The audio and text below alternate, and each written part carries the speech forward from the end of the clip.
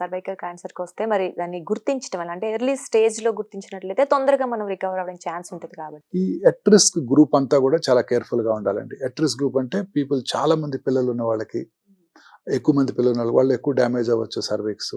తర్వాత poorer sections of the society, multiple sexual partners ఉండే వాళ్ళకి, వీళ్ళందరికీ కూడా ఈ క్యాన్సర్ వచ్చే అవకాశాలు ఎక్కువగా ఉంటాయి. సో సింప్టమ్స్ చాలా వేగ్‌గా ఉంటాయండి. పెద్దగా సింప్టమ్స్ ఏమి ఉండవు.